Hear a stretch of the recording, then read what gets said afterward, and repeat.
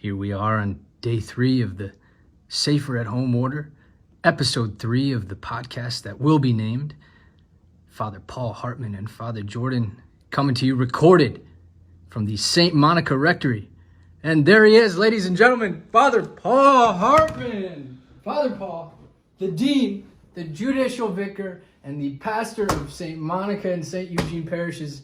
Father Paul, can you believe we made it to episode 3? Somehow it feels like episode 62 or 63. This is our third time trying to record this episode. I'm sorry. We may be a little lackluster as a result of trying this same material 3 times all the way through, but who knows? Maybe there'll be new energy and new ideas. New patience. New patience, yes, we both need that right now for sure. But we're still excited to come to you with our topic for today. But before that, day 3 of the Safer at Home. It feels like day 20, if you know what I mean. For you it does, yeah. You're doing okay though? I'm doing all right. I think we settled into it, a little bit gradually.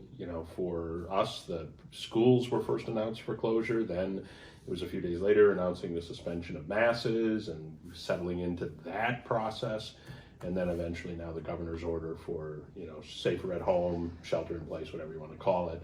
So I think we built up to it and we're doing our best. We're hanging in there. We're committed to being at home for a whole month. It's going to be a long month, but we're trying to keep each other safe. It's going to be longer for you. Yes, it is. Yeah, you're a little more frenetic. Yes, I am. But I will hopefully be able to learn from your calm demeanor, Father Paul. Just go run around the block once or twice. I have been walking to Clody Park. Anyways, I just made dinner, so we have full stomachs, which brings with it the desire to sleep. But we shall continue. Our topic for today is Urbi et, am I pronouncing that? Urbi et Orbi. At Orbi, yep. The blessing from the Holy Father that we actually just had today. Really remarkable. Father Paul, what does Urbi et Orbi mean? Urbi et Orbi simply means to the city and to the world. Urbi, urban, the city, and Orbi, orb, globe, or orbit, going around the world. So to the city and to the world. And that's the manner in which now in modern times the Holy Father offers this unique type of blessing. And typically, how often do we see this blessing? We'll see it certainly twice a year on the events of Christmas, after the Christmas celebrations. On Christmas Day, he'll go out to the loggia and offer it, and then on Easter, same thing. A third kind of semi-regular time, or a predictable time, would be when a new pope has been named, and they go out onto the loggia to announce that. Habemus Papam. We have a pope. We have a pope. And then as part of the kind of that formality of the moment, a blessing is offered and considered Urbi et Orbi. Thank you. So usually 2 times a year, Christmas and Easter, when there's a new pope, and the Holy Father Pope Francis decided to give the blessing extraordinarily as a result of this crisis, the coronavirus crisis, today on March 27th. So we watched it, and I'm sure many of you watch it. If you haven't, please do. We'll tell you some of the reasons why. We'd like to give a little bit of a recap, but before we do that, we're going to talk about the history. Urbi et Orbi, where did it come from? Why do we do it? Urbi et Orbi, to the city and to the world. So I guess I did a little bit of homework, and the ancient Roman proclamations took this form, the Urbi et Orbi. The emperor would use this, yeah. Yeah, so as a result of that, we adopted it. It was actually inscribed at St. John Lateran Basilica. St. John Lateran Basilica in Rome is the Pope's church. Many people think that it's St. Peter's because of how big it is, but that isn't his church, is it? Well, St. John Lateran is the cathedral for the Diocese of Rome, so that's as Bishop of Rome, that's his church. St. Peter's is a beautiful church for the site of the burial of Peter, the expected site of the burial of Peter. I jokingly say it's really just the Pope's private little chapel. It's a pretty nice chapel. Yeah. If you can get it, it's great. So much like Archbishop Listecki's cathedral is St. John the Evangelist in Milwaukee, Pope Francis's cathedral is St. John Lateran, and St. John Lateran was built in the 4th century originally by the Roman Emperor Constantine. and inscribed on it are the Latin words Omnium Urbis et Orbis, Ecclesiarum Mater et Caput.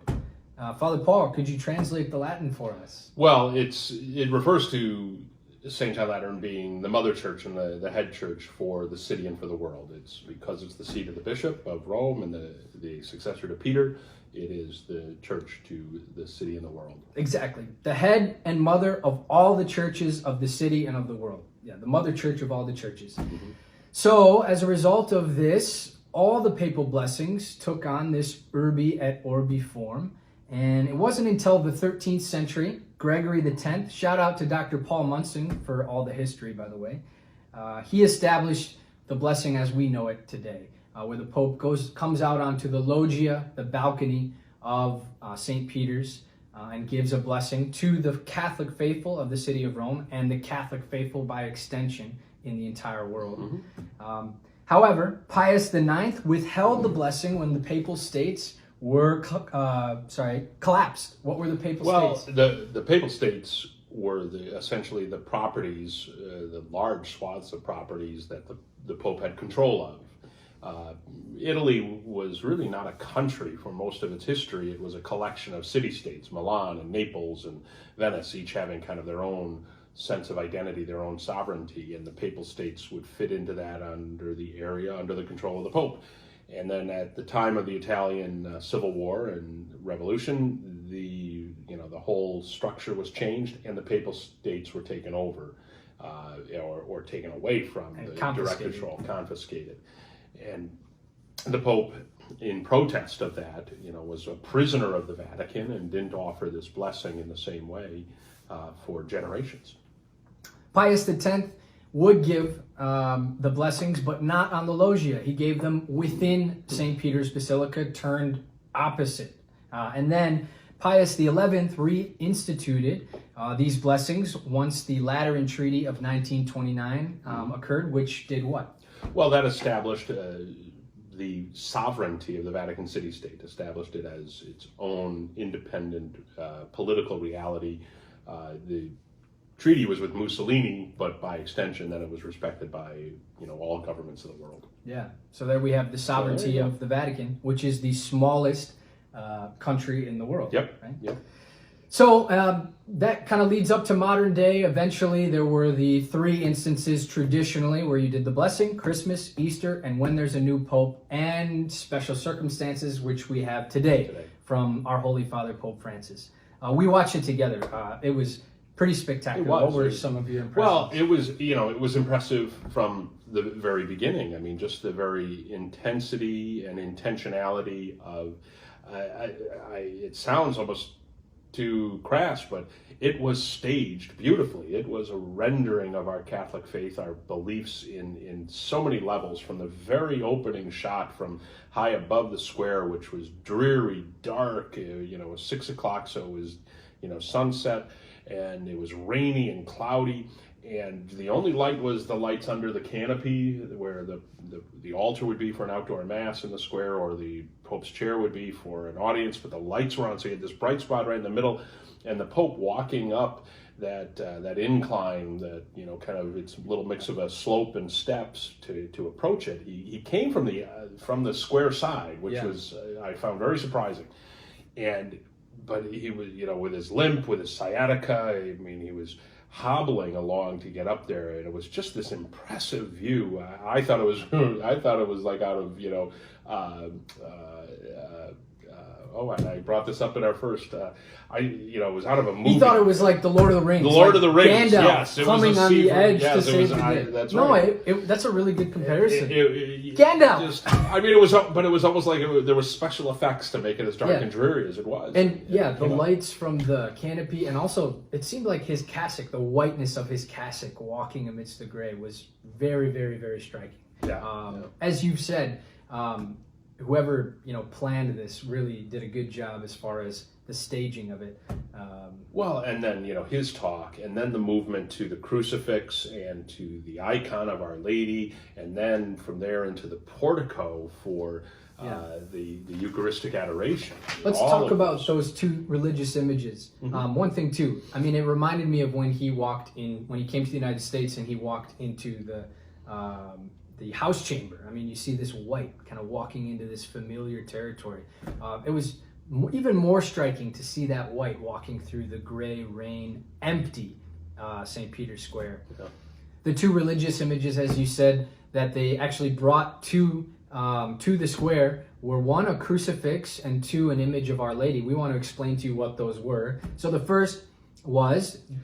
Well, and we'll do it kind of quickly. The crucifix was from a church in Rome, St. Marcel, and it dates back to the 1519. To the Middle Ages, and it survived a fire and was given great reverence because of that, great expectation because of that. And then when the plague was sweeping, the Black Plague was sweeping Europe, and it was sweeping Rome, the decision was made to use that cross because it had survived the fire. It had been a miraculous presence in the community, that they would lead a procession with that crucifix from St. Marcel's all the way to St. Peter's and back again. And that's right. It took a long time. Yeah, so it took 16 days, and when they finally got back to St. Marcel's or San Marcello al Corso, the plague was gone from the city of Rome. So not only was it the only religious image to survive the fire of San Marcello, but then it led, they believed, to this miraculous healing from the plague in Rome.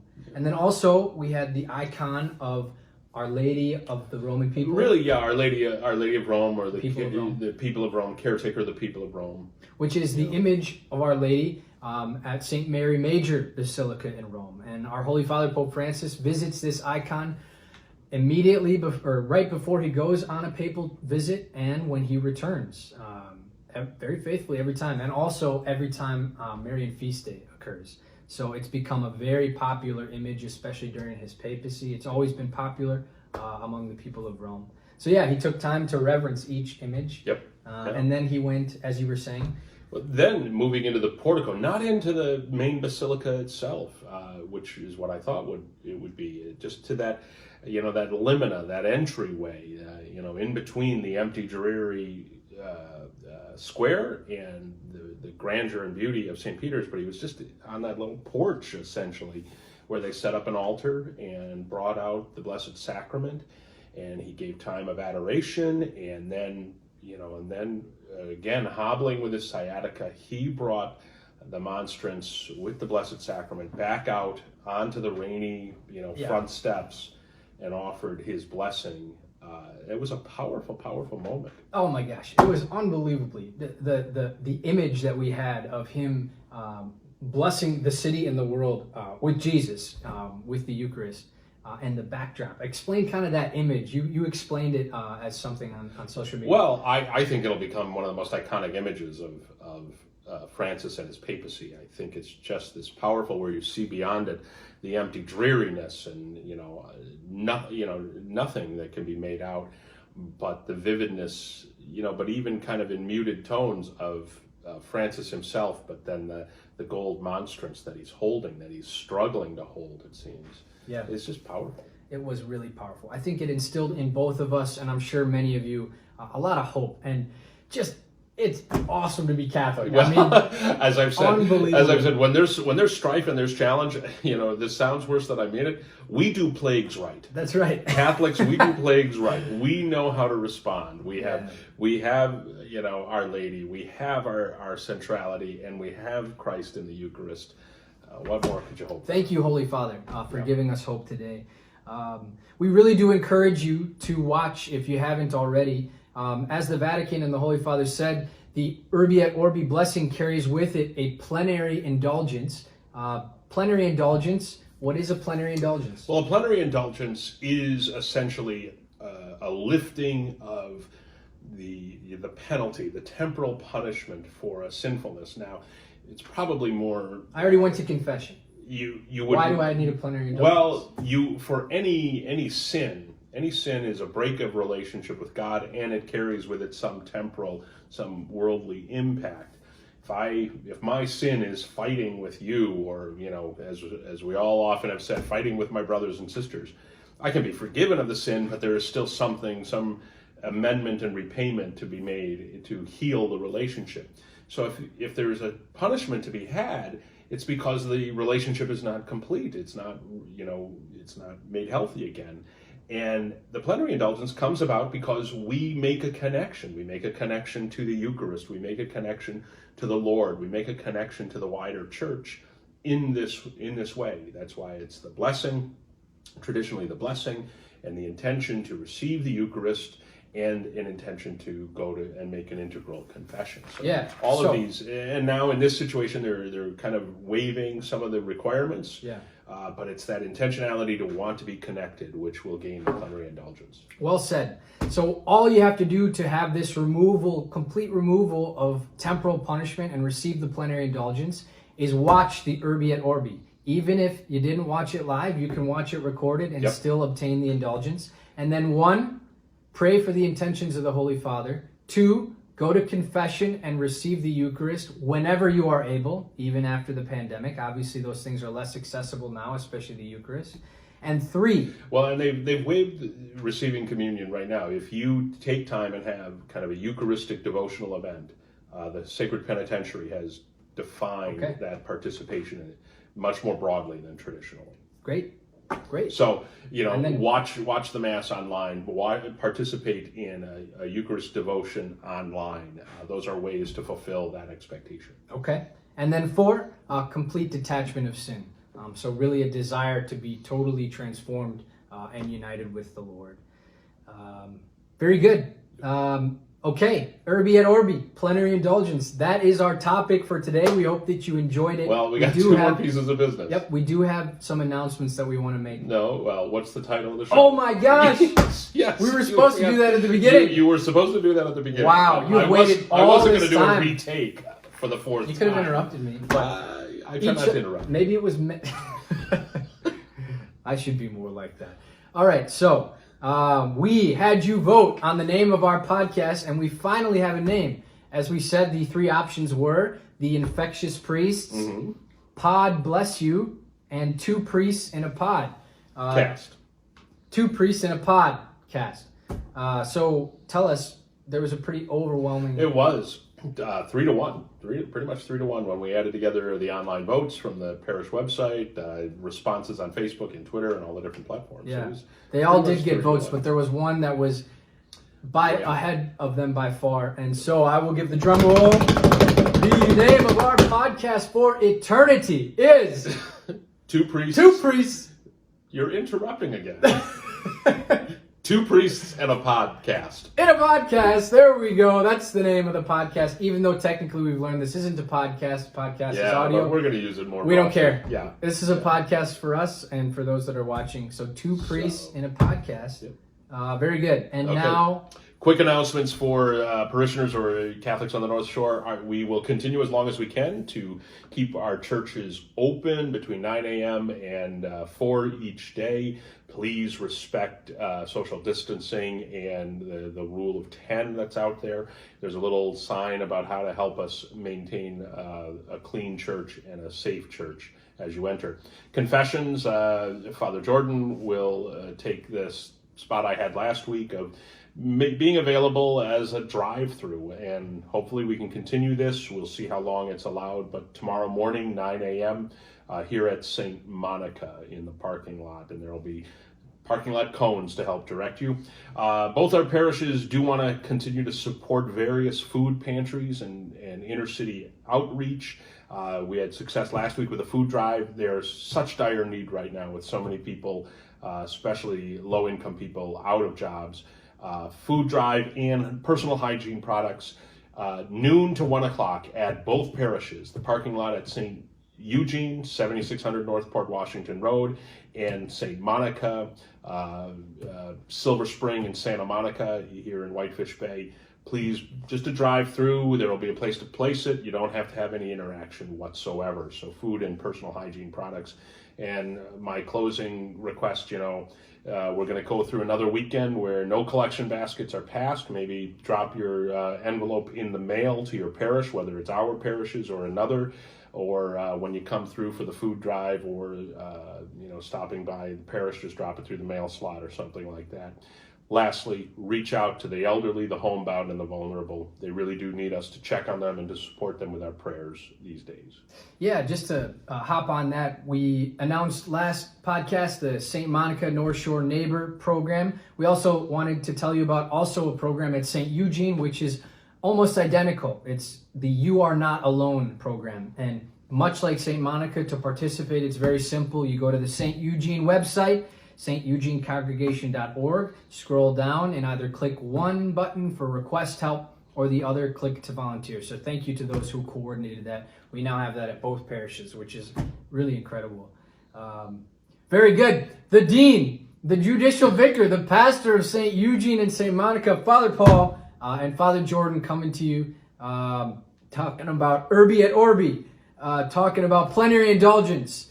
Please take a look at what the Holy Father gave us today, and I guess we're done. This has been the Two Priests in a Podcast. We'll see you next time. God bless you. Blessings to you.